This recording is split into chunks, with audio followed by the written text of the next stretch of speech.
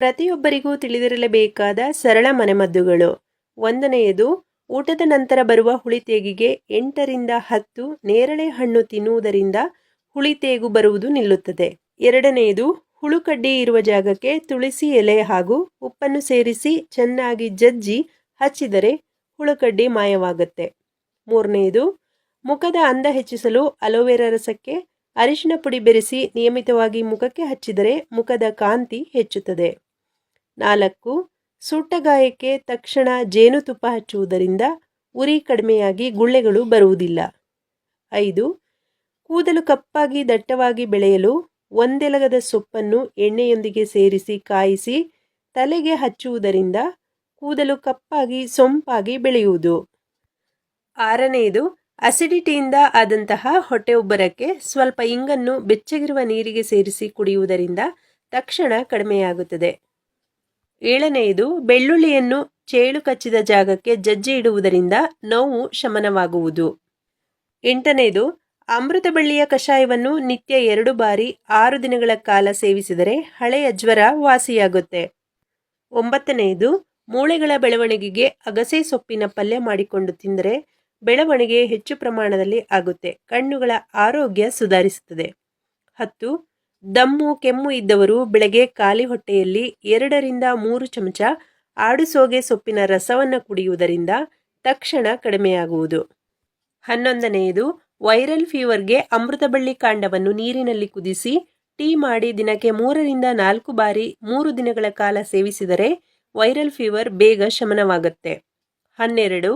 ಬಿಳಿಮುಟ್ಟು ಕಾಯಿಲೆಗೆ ಅಮೃತಬಳ್ಳಿ ರಸವನ್ನು ಹಸುವಿನ ಹಾಲಿನ ಜೊತೆ ಸೇವಿಸಿದರೆ ಬಿಳಿಮುಟ್ಟು ಕಡಿಮೆಯಾಗುತ್ತದೆ. 13ನೇದು, ದೀರ್ಘಕಾಲದ ಕೆಮ್ಮಿನಿಂದ ಬಳಲುತ್ತಿರುವವರು ಬೆಳ್ಳುಳ್ಳಿಯನ್ನು ಪ್ರತಿನಿತ್ಯ ಸೇವಿಸಿದರೆ ದೀರ್ಘಕಾಲದ ಕೆಮ್ಮು ದೂರವಾಗುತ್ತದೆ. 14.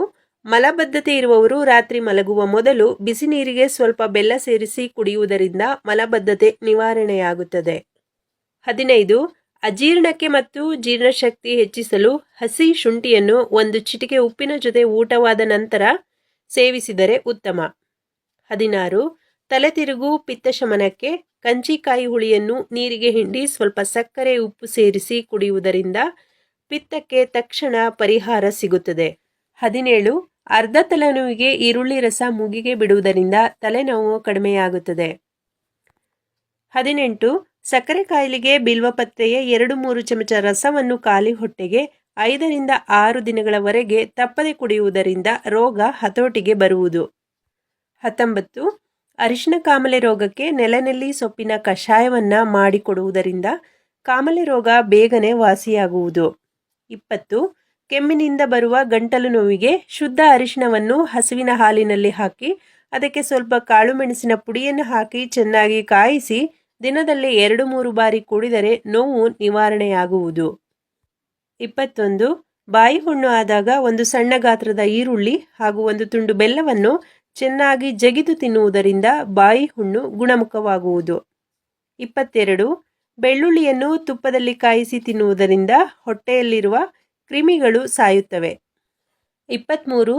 ತಲೆಯ ಹೊಟ್ಟಿಗೆ ದಾಸವಾಳದ ಹೂವನ್ನು ಚೆನ್ನಾಗಿ ಅರೆದು ತಲೆಗೆ ಹಚ್ಚಿ 10 ನಿಮಿಷ ಬಿಟ್ಟು ಸ್ನಾನ ಮಾಡುವುದರಿಂದ ತಲೆಯಲ್ಲಿರುವ ಹೊಟ್ಟು ಸಂಪೂರ್ಣವಾಗಿ ಕಡಿಮೆಯಾಗುತ್ತಾ ಬರುತ್ತದೆ. ಇವತ್ತಿನ ಮಾಹಿತಿ ಇಷ್ಟ ಆದರೆ ಲೈಕ್ ಮಾಡಿ. ಮತ್ತಷ್ಟು ಮಾಹಿತಿಗಳಿಗೆ ಚಾನಲ್ನ ಸಬ್ಸ್ಕ್ರೈಬ್ ಮಾಡಿ. ಮತ್ತೊಂದು ಹೊಸ ಮಾಹಿತಿಯೊಂದಿಗೆ ಸಿಗೋಣ. ವಿಡಿಯೋ ನೋಡಿದ್ದಕ್ಕಾಗಿ ಧನ್ಯವಾದಗಳು.